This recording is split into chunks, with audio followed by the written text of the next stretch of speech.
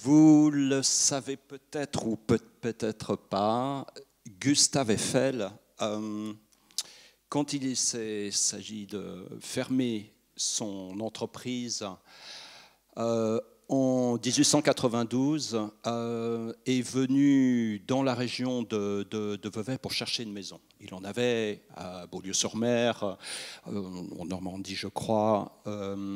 Mais là, il avait en quelque sorte un ambassadeur sur place qui était Maurice Coquelin, qui était marié à une Veuvezanne, qui était franco-suisse, qui était vraiment un pur produit de l'école polytechnique de Zurich et qui, en fait, a montré à Gustave Eiffel la région de Vevey et il s'y est installé. Il a acheté cette maison qui préexistait. Il l'a fait transformer, il l'a agrandi, ajouté un hall, une véranda, et c'est là que l'histoire commence. En fait, il y a à peu près 2 ans, je suis tombé sur ces photographies en noir et blanc qui remontent à 1971, l'hiver 71.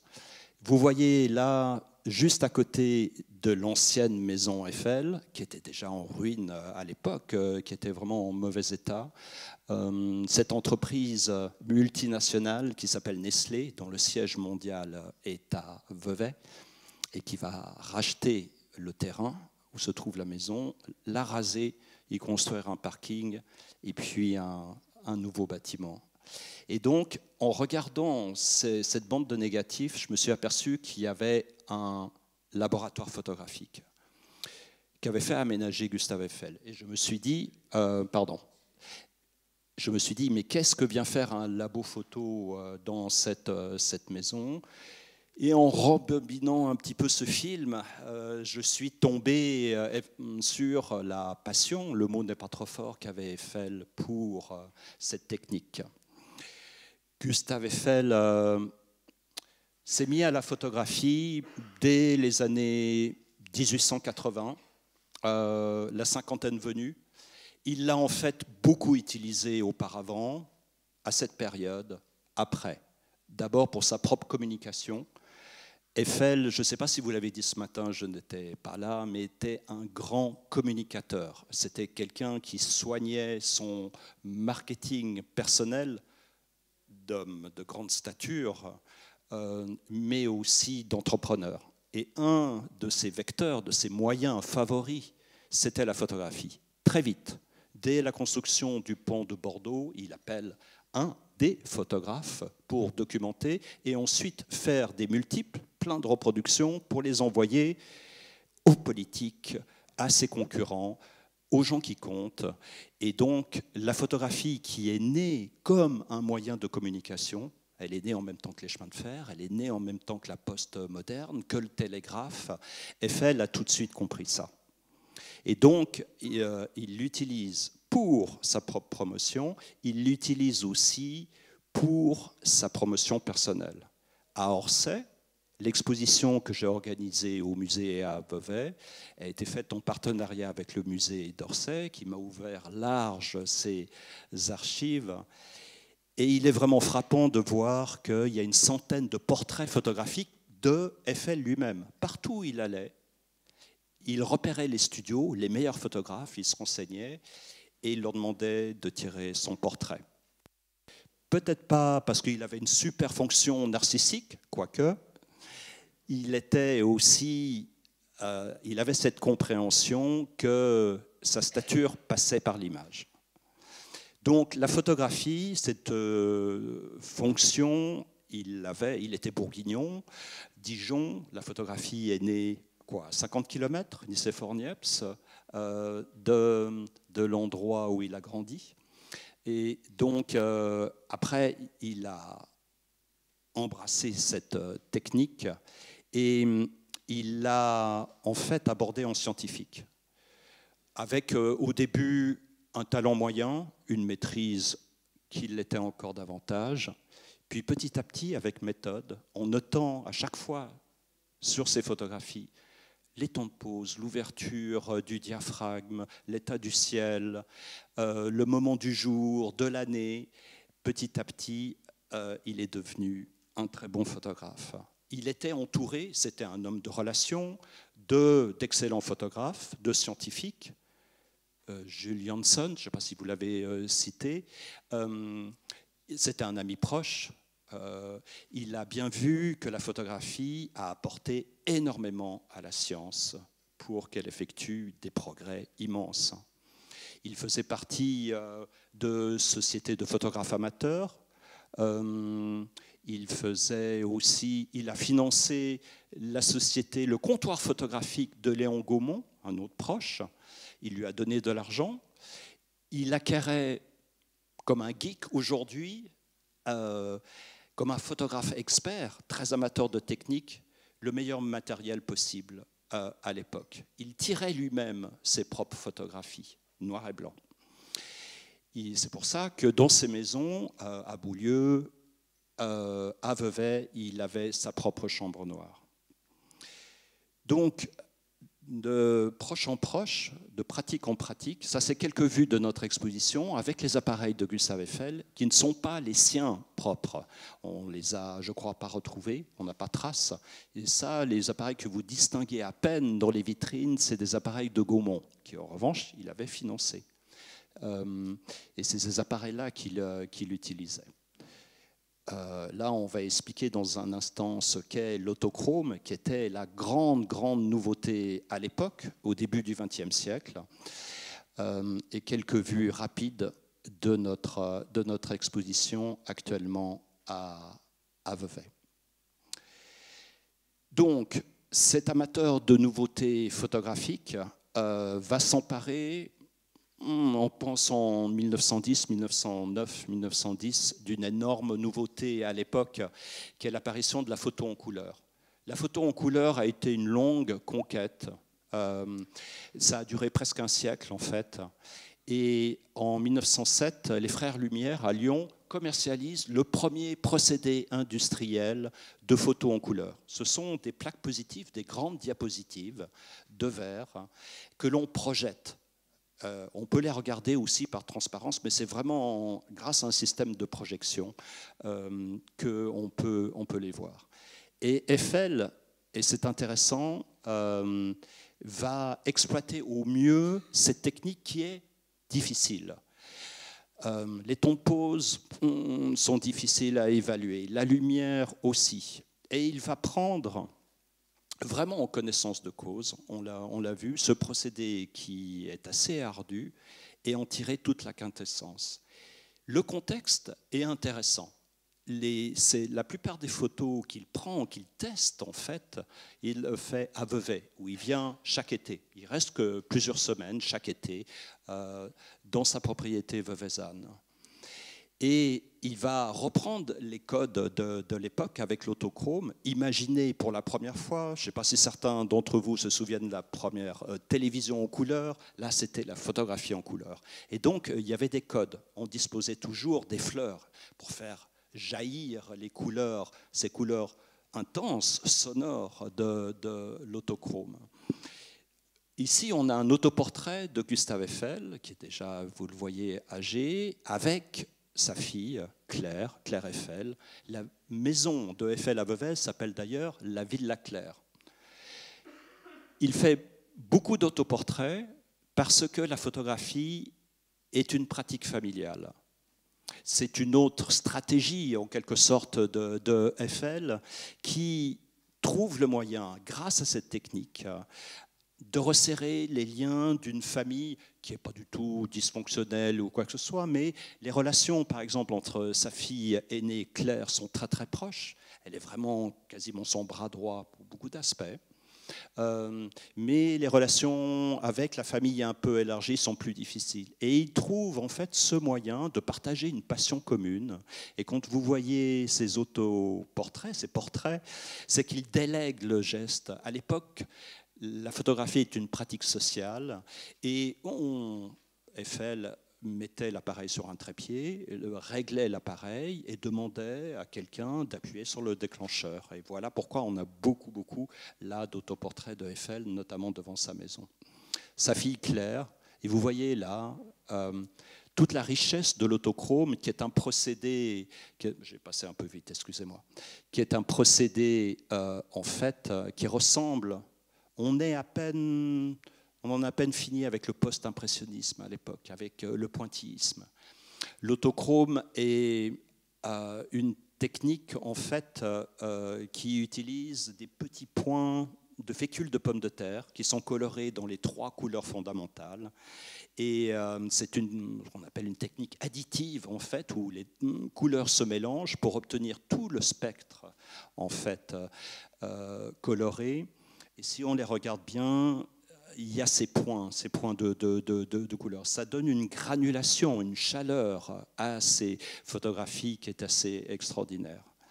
Il faut poser, ce sont des poses de quelques secondes, donc il faut que les sujets soient parfaitement immobiles. Mais cet été 1910, les étés suivants, où Eiffel s'empare de cette nouveauté, c'est sans doute parmi ses toutes meilleures photographies. Vraiment, il a la pleine maîtrise de sa technique et il l'exploite avec le chien de la maison, toujours sa fille Claire, qui est son sujet de loin favori. Toujours elle, vous voyez les parterres de fleurs, le salon, la véranda de sa maison, un intérieur évidemment. Eiffel avait des goûts assez conservateurs, a posteriori, hein, c'est un peu un anachronisme, mais c'était un grand bourgeois. Et quand vous regardez comment il avait fait aménager sa maison, regardez, il y a l'armure dans un coin, il y a le palmier, il y a les tapis, il y a cette opulence. En fait, c'est un intérieur qui est très chargé, mais il a une fierté, à l'évidence. Il a une fierté de montrer où il habitait. Et une fois encore, de pouvoir exprimer au mieux, orgueil, peut-être que le mot est un peu trop fort, mais enfin l'autochrome, cette technique nouvelle lui permettait en fait d'être en ligne avec ses aspirations. Évidemment les couchers de soleil sur le lac Léman. La maison, le perron, la vue sur le lac, les voiles latines, vous voyez, toujours clair, toujours le chien. Et des photos noir et blanc, des photos, des palanquets, en fait, de photos noir et blanc dans les archives d'Orsay. Et vous voyez là le port qu'avait fait aménager Eiffel dans sa propriété. En fait, c'est la seule trace qui reste de Eiffel à Vevey, c'est ce petit port. Il y a une plaque commémorative, mais ce port est toujours utilisé et vous avez les barques. Eiffel était, on le sait peu, un grand sportif. Il adorait naviguer, l'aviron, il adorait nager. Et voilà, il avait fait aménager. Il avait aussi le plus grand bateau à vapeur du lac Léman, qui s'appelait la Valkyrie en toute simplicité, et qui était là aussi un bateau qui existait auparavant, qu'il avait racheté, et il partait à la chasse aux canards dans une zone qui est aujourd'hui évidemment protégée. Mais le bateau était trop grand pour... peut-être une mauvaise anticipation de sa part, en quelque sorte. Il avait construit un petit port, mais son bateau, qui faisait un peu plus de 19 mètres, ne rentrait pas dans ce petit port. Et donc, il l'ancrait dans le grand hôtel qui était à côté, que vous distinguez juste au-dessus du faîte des arbres. Cet hôtel a aussi été détruit, qui est un hôtel du 19e siècle. Une magnifique image sur le lac. Eiffel ne signait jamais ses photographies, à quelques très rares exceptions près. Si bien que dans le fond de centaines, presque de milliers de photographies qu'il y a à Orsay, il est difficile de savoir qui a pris réellement les photographies. On suppose, c'est une conjecture, que la plupart ont été prises par Eiffel lui-même, mais on n'en est pas sûr. Ça peut être par Albert, par ses petits-enfants, par ses filles ou autres, mais encore une fois, c'est peut-être pas là le plus important, puisque la photographie était une pratique sociale et dans un contexte très particulier d'une famille qui cherchait justement, souvent l'été venu, à resserrer les liens. Voilà la famille, sur la fameuse Valkyrie. Voilà Eiffel. Là, c'est plutôt, je pense, peut-être les débuts des années 1920, parce qu'il a gardé la maison jusqu'à sa mort, en fait, jusqu'en 23, avec sa fille Claire. Ses petits-enfants, vous voyez l'aspect très en fait, construit de l'image, hein, scénarisé, on les fait poser, il ne faut surtout pas qu'ils bougent, donc il y a un aspect assez statique quand même. Et Eiffel, à Vevey, n'était pas du tout retiré dans sa tour d'ivoire. Ce n'était pas quelqu'un qui était à part, il aurait pu l'être. Au contraire, il invitait très régulièrement la population veuvezane à venir chez lui. Il organisait des grandes fêtes vénitiennes. La Sainte-Claire, de prénom de sa fille, le 12 août, des immenses fêtes aussi. Et tous les 25 ans à Vevey, une fois par génération, en gros, il y a une très grande fête d'ampleur nationale. C'est la manifestation d'ailleurs la plus populaire de Suisse. Encore une fois, tous les 25 ans, ça s'appelle la fête des vignerons. Et là, il en a profité pour photographier tous les figurants. De manière, vous le voyez, si vous distinguez le drapeau, vous voyez que c'est bien une longue pose, qu'avec le vent, le drapeau bouge, que le personnage de droite a un tout petit peu bougé aussi. Mais là, on voit un peu c'est en 1905, à l'été 1905, à quel point, regardez cette scène, c'est les Armailles de Fribourg, Eiffel construit ces images. Il les met en scène. Le notaire de la fête, avec une jeune femme en costume bernois, dans la propriété de Eiffel, et tous les figurants dans le jardin de la propriété. Il procédait par série, il racontait des histoires, et en fait, il avait le goût du récit photographique. Là, c'est à Évian, juste en face, en fait, où il va photographier systématiquement l'entrée et sortie des bateaux à vapeur du port. C'est intéressant parce que c'est quelqu'un, donc, qui avait cette attention à la technique, bien sûr, comme un scientifique. N'oubliez pas qu'au XIXe siècle, la photographie a longtemps été considérée comme une discipline scientifique. Dans les expos universelles dont vous avez parlé, elle était classée comme une discipline scientifique. Eiffel a reçu à l'école centrale une formation de chimiste. Il était vraiment un expert des plaques photosensibles. Il pouvait lui-même faire ses propres mélanges de bromure, de sel argentique et autres. Il avait cette formation. Mais il pensait également ces photos en termes de série, y compris cet incident. Heureusement, il n'y a pas eu de blessés, mais au-dessus de Montreux, la route des Avants est une pente très redoutable. Et la voiture, là, c'est en septembre 1903, les freins ont lâché. Le chauffeur, le conducteur a eu le réflexe d'aller dans le talus pour freiner la voiture. Et on a tout le reportage, c'en est un. On a là un vrai reportage de ce fait divers qui avait d'ailleurs, il y avait eu un entrefilet dans la presse à l'époque, et toute l'histoire de la voiture retournée, des gens du village qui viennent et qui la poussent. Voilà. Donc, vous vous rendez compte que cette passion qui part des années 1880 et qui se termine à sa mort pour la photographie, elle était davantage qu'une passion technique, une pratique familiale, c'était aussi un outil de communication très très efficace pour lui. Moi, ce qui m'a passionné, en fait, c'était aussi cette parenté inattendue, assez profonde, entre sa technique à lui, la construction métallique, et la photographie.